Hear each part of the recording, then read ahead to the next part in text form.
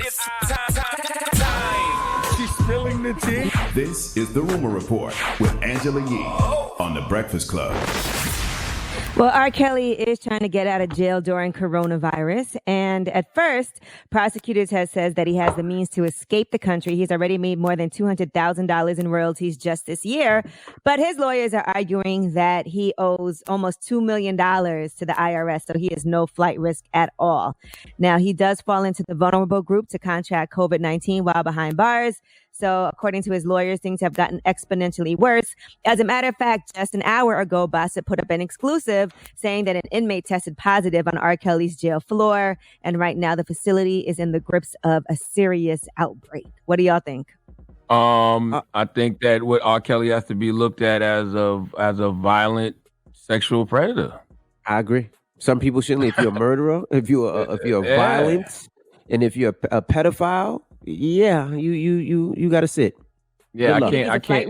You think he's a flight risk also? Nah, I don't think he's a flight risk because I don't think he has the money to be a flight risk. But I'm just saying, it's like, yo, at the end of the day, you're an inmate. And it's a lot of other inmates who are in there for non-violent, petty offenses. They should be let go. Absolutely. Not R. Kelly. R. Kelly's he's in the back of the line. Non-violent, non-sexual offenders. So I don't know if he fits that bill at all. He definitely doesn't, clearly. Yeah, all right, Mark Wahlberg has hinted at another collaboration with Jordan Brand. He said there may be something else in the pipeline. So he showed off his own Air Jordan 4 Wahlberg sneakers. They first were made in 2018. They were never sold in stores. He said he only has 2 pairs left. I wonder how much that's worth. Last time I checked, they were like $12,000, if I believe. But I'm glad me and Mark are pretty cool right now. So, Mark, if you're listening, I'm a size 10. 2 pairs left. It's size 10. I would think that a lot of Jordans will appreciate in value because of this documentary over the next 5 weeks, right? I would think the stock on Jordans would shoot up. Don't you think? Yeah, the only bad thing about Jordans, yes, they will, is a lot of the old ones, they fall apart. They turn yellow. So with those sneakers, if you hold them for a long time, it's not like basketball cards or jerseys. It's not worth it. Either you wear them or you sell them fast because they will definitely. And they said you can't keep them in the cardboard box, right? Didn't they say? Yeah, you can't keep in the cardboard box. That yellow that they have, that turns it yellow. So it's difficult. All right, now let's discuss TV during this quarantine. So it looks like they're trying to plan a Bachelor in Quarantine spinoff. You know, right now they have either canceled or postponed the Bachelor shows because of coronavirus. But now executives are throwing around the title Bachelor in Quarantine, and they're trying to adapt to the times. And so what would that look like? They said it wouldn't be as simple as just retooling things. They've played around with a few different things, like getting some of the cast members in Mexico to film in isolation, like 20 cast members. The problem is that you can't have the crew out there. So right now what they're trying to figure out is people shooting their own content at home if they can't physically be together. So I don't know what those dates would look like. But what I do know is that TLC is planning a show just like that. It's called Find Love Live. It's a new show that they said is going to be on their late night lineup, and it's going to help single people find their future partner from the comfort of their couch. It was scheduled to start earlier this month, and now they're saying it's going to be a remote production starting in May 10th.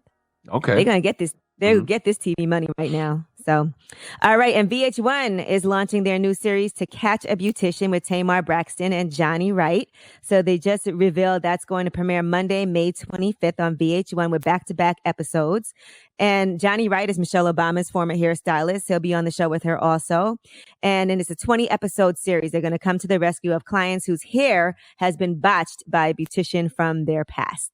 I'll watch that. I don't know if you guys will, but that sounds interesting to me. Now, Drake, that Tootsie Slide is still going, and that dance challenge, I don't know if y'all saw the video of the Masaka kids. They're orphans from Uganda.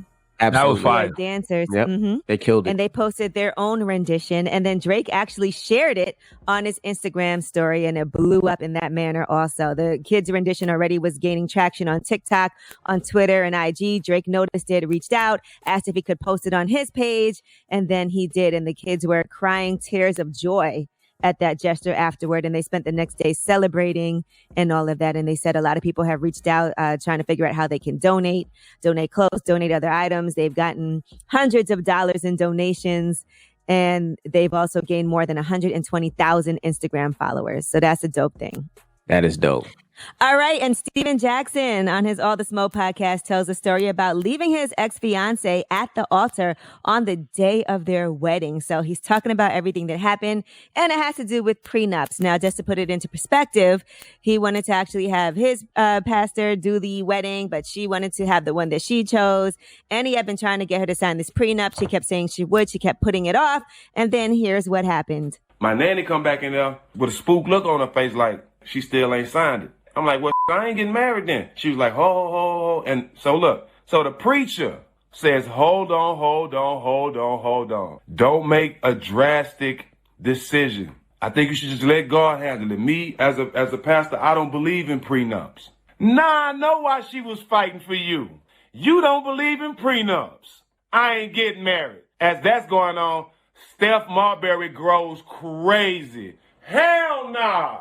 Mike Bibby walks, are you serious, Steve?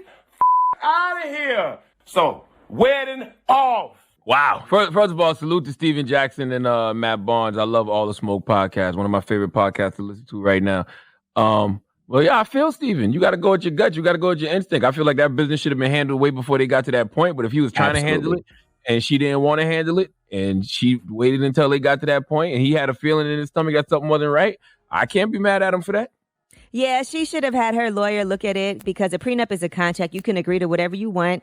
And she could have, marked it up however she wanted. They could have negotiated before it happened and then it would have been smooth, but didn't work out. And I can't fault him for that either, because if she would have said from the beginning, I'm not signing that, they could have been had that conversation.